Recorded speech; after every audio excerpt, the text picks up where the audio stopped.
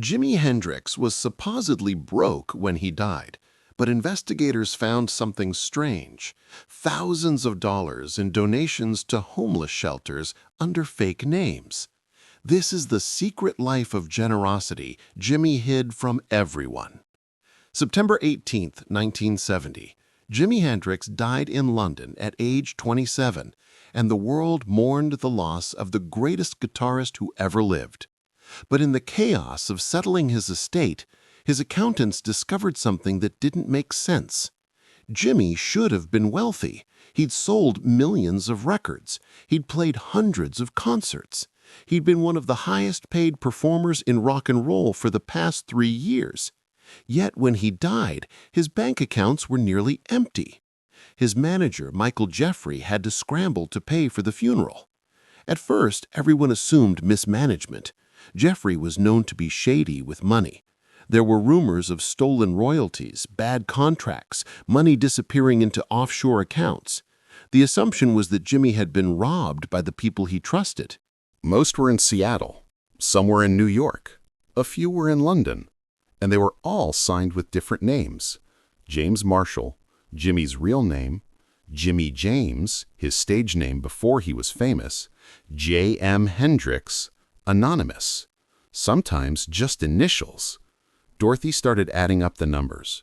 Over 3 years, from 1967 to 1970, Jimi had donated over $250,000 to help homeless people. In today's money, that would be well over $1 million. It was roughly half of what he'd actually earned after his manager took his cut. But here's what made it extraordinary. Jimi had done it all in secret. He hadn't told the press for publicity. He hadn't used it for tax deductions. He hadn't even told his own family. He just quietly, consistently sent money to help people nobody else cared about. Dorothy took her findings to Jimi's father, Al Hendrix. Al was shocked. He knew his son had grown up poor, but he had no idea Jimi had been this committed to helping others. "Did he ever talk to you about donating money?" Dorothy asked. Al shook his head. "Not once. Jimi sent me money sometimes, helped with bills, but he never mentioned helping anyone else." "Did you know he'd been homeless as a child?" Al's face changed. He looked down at his hands. "For a while, yeah, after his mama died. Things were real bad for a few years. There were times when Jimi didn't have a place to sleep, times when he was hungry and I couldn't feed him. I thought he'd forgotten about all that." "I don't think he forgot," Dorothy said, gesturing to the shoebox of receipts. "I think he remembered every day." The story began in 1951, when Jimi was 9 years old. His mother, Lucille, had just died from alcohol-related illness. Al Hendrix was working multiple jobs, but barely making ends meet. There were periods, weeks, sometimes months, when they didn't have stable housing. Young Jimi would sleep wherever he could, sometimes on friends' couches, sometimes in his father's car, sometimes in cardboard boxes behind buildings in Seattle's Central District. He'd go to school hungry, wearing the same clothes for days. Other kids would make fun of him. Teachers would look at him with pity. Jimi never forgot what that felt like. The shame, the hunger, the cold. The feeling of being invisible, of being someone people stepped over without seeing. Even after Al got more stable work and they got a small apartment, those memories stayed with Jimi. In high school, when he started making a little money playing guitar at local clubs, he'd sometimes buy food and leave it outside the places where homeless people congregated. He didn't make a show of it. He'd just leave sandwiches or bags of groceries and walk away. When Jimi went to London in 1966 and started becoming famous, those childhood experiences shaped how he saw his success. While other musicians bought mansions and sports cars, Jimi lived modestly. He stayed in hotels or rented small flats. He didn't accumulate possessions. "What do I need a big house for?" he once told his girlfriend, Kathy Etchingham. "I'm never home anyway. I'm always on tour." But the truth was deeper than that. Jimi couldn't enjoy luxury when he knew there were people suffering the way he'd suffered as a child. It felt wrong to him. It felt like betrayal. The donations started small. In early 1967, after his first big paycheck started coming in, Jimmy wrote a check for $500 to a Seattle homeless shelter called the Downtown Emergency Service Center.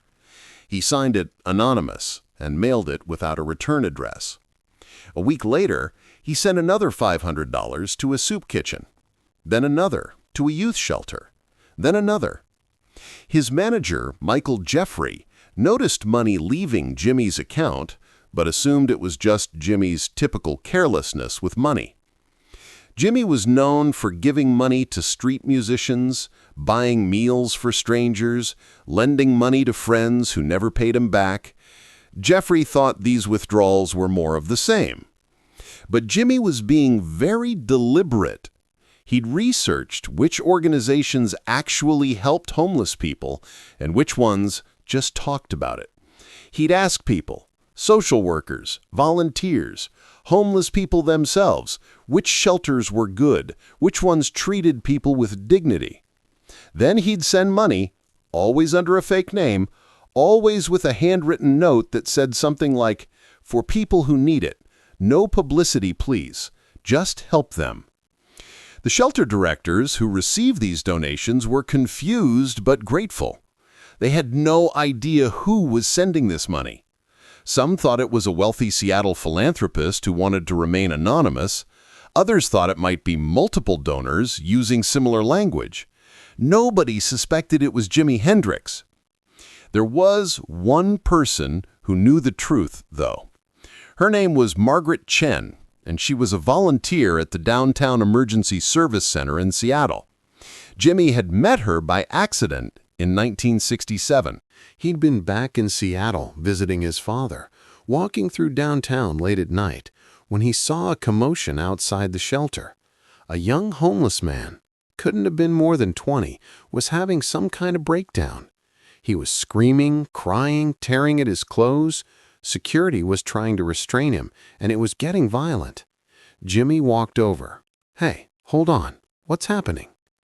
Margaret looked at him. She recognized him immediately.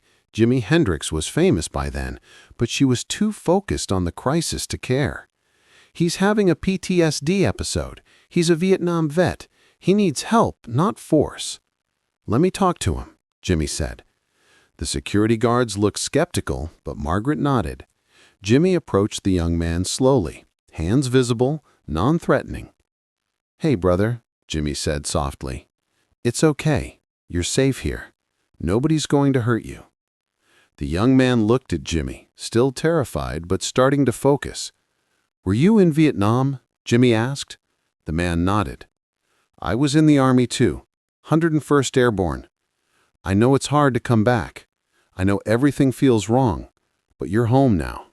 You're safe." It took 20 minutes, but Jimmy talked the young man down. He stayed with him, just talking quietly, until the man was calm enough to go inside and get help. Afterward, Margaret walked up to Jimmy. "Thank you. That could have gone very badly. Is he going to be okay?" Margaret sighed. "Eventually, maybe, if we can get him stable housing and mental health treatment. But we're underfunded. We can barely keep the doors open." Jimmy pulled out his wallet. He had about $200 in cash. He gave it all to Margaret. For him. For anyone who needs it. Margaret tried to refuse. "Mr. Hendrix, this is too much." "It's not enough," Jimmy said. "It's never enough. But it's what I have on me right now. I'll send more." "You don't have to." "I was him," Jimmy said, looking back at the shelter. "When I was a kid, I was him. Cold, hungry, scared, nobody caring. If there'd been a place like this for me, if there'd been people like you, maybe things would have been different. So yeah, I'm going to send more, a lot more. But I need you to promise me something." "What?" "Don't tell anyone it's from me. I don't want publicity. I don't want credit. I just want people to get help. Can you promise me that?" Margaret nodded. "I promise." From that night on, Margaret became the connection between Jimmy and the organizations he supported. She'd tell him which shelters needed money most urgently. She'd let him know when someone was helped by his donations. She'd send him updates, always addressed to J.M. at his manager's office, always in plain envelopes. Jimmy would call her sometimes when he was on tour, using payphones so the calls wouldn't show up on his hotel bills. He'd ask detailed questions about the people being helped. He wanted to know their stories. "There's a woman, Sarah. She's 45, Margaret told him during one call. She's been homeless for 3 years after her husband died and she lost her job. She has 2 teenage kids living with relatives. She's trying so hard to get back on her feet, but every time she gets close, something goes wrong." "How much does she need for stable housing?" Jimmy asked. "First and last month's rent, deposits, probably $1,500. I'll send $2,000. Tell her it's a grant from an anonymous donor. Tell her she doesn't have to pay it back. Tell her someone believes in her." Margaret did. Sarah got housing. Her kids moved back in with her. She got a job. 6 months later, she wrote a letter to the shelter thanking them and the anonymous donor who'd given her a second chance. Margaret sent that letter to Jimmy. He kept it in his guitar case, along with dozens of other letters from people he'd helped without ever meeting them. Jimmy's band members sometimes noticed odd behavior. He'd disappear for hours with no explanation. He'd make phone calls from random payphones instead of his hotel room. He'd carry large amounts of cash and come back with none of it.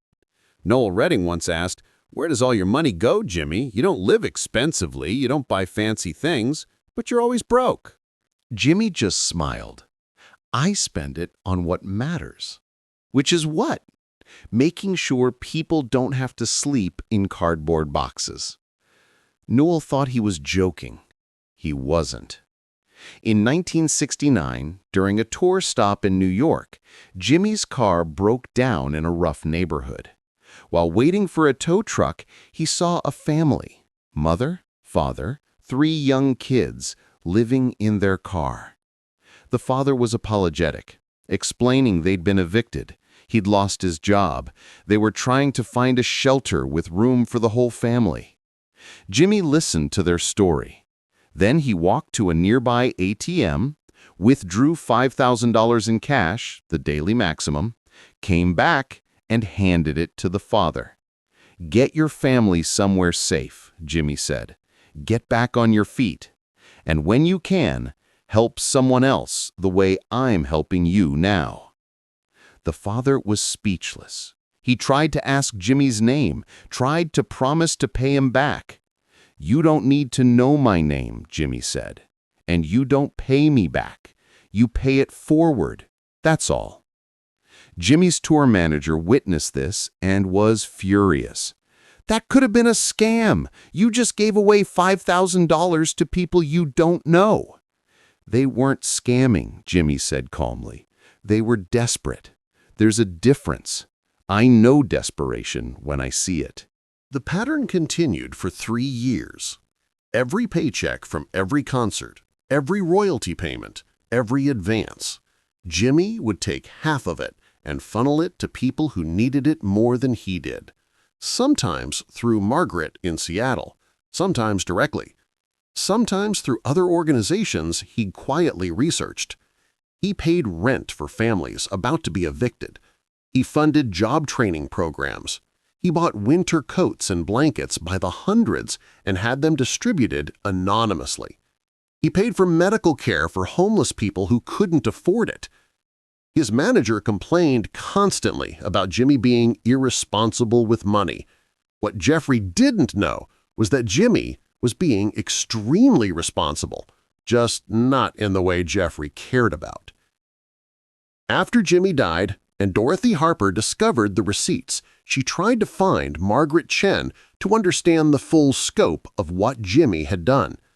It took weeks, but she finally tracked Margaret down. Margaret was devastated by Jimmy's death. She'd lost not just a donor, but someone she considered a friend, even though they'd only met in person a handful of times. "He saved hundreds of lives," Margaret told Dorothy, "maybe thousands if you count ripple effects. People he helped who went on to help others. Families that stayed together because of him. Kids who didn't grow up homeless because their parents got a second chance. Why didn't he want anyone to know? Dorothy asked. Margaret smiled, sadly. He told me once, if I do it for publicity, I'm doing it for me. If I do it in secret, I'm doing it for them. He said his mother taught him that real generosity doesn't need an audience. Dorothy asked if she could make Jimmy's donations public to honor his memory and inspire others. Margaret shook her head. Jimmy made me promise no publicity, even after he died. He wouldn't want the attention. He'd want the focus to stay on the people who need help, not on him. But word slowly leaked out anyway. Shelter directors in Seattle started comparing notes and realizing they'd all received donations from the same mysterious JM, or Anonymous. They put the pieces together. By 1971, the story was in local newspapers, Jimi Hendrix's secret charity. The revelations changed how people saw Jimmy. He'd been known as a wild rock star, a drug user, a hedonist, but now people understood there was another side to him, a deeply compassionate side that remembered where he came from and refused to forget the people still suffering. Al Hendrix, when interviewed about his son's secret generosity, broke down crying. "I knew I raised him right," Al said, "but I didn't know he'd become the man I should have been. He gave people what I couldn't give him when he was a boy. He made sure other kids didn't go through what he went through." In 1975, the Downtown Emergency Service Center in Seattle established the JM Fund in Jimmy's honor, a permanent endowment funded by donations from Jimmy's fans around the world who'd been inspired by his example. The fund continues to this day, helping homeless people in Seattle get housing, job training, and mental health services. Margaret Shen ran the fund until she retired in 2005. In her final interview before retirement, she was asked what she wanted people to know about Jimi Hendrix. "People remember the music," she said, "and they should. He was a genius. But I want people to remember the man who never forgot being cold and hungry, the man who used his success to help people society had forgotten, the man who understood that real power isn't about how famous you are or how much money you make. It's about what you do with that power to help others." She paused, holding back tears. Jimi Hendrix was supposed to be broke when he died, but he wasn't broke. He was rich in the ways that actually matter. He invested in people, and that investment is still paying dividends 50 years later. Today, if you visit the Downtown Emergency Service Center in Seattle, there is a small plaque near the entrance.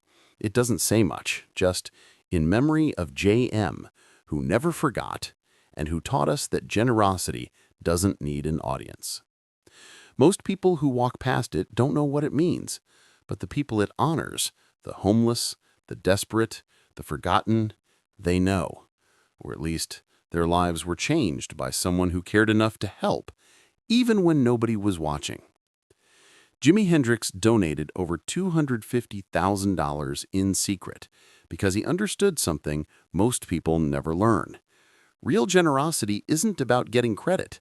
It's about seeing people who are invisible to everyone else and saying, with your actions, if not your words, "I see you. You matter. You deserve help." That was Jimmy's hidden legacy. Not the guitar solos or the wild performances or the fame, but the quiet, consistent, secret generosity that saved lives while he asked for nothing in return. If this story of hidden compassion moved you, make sure to subscribe and hit that notification bell. Share this with someone who understands that real generosity doesn't need an audience. Have you ever helped someone without wanting credit? Let us know in the comments. And don't forget to like this video for more untold stories of humanity behind music's greatest legends.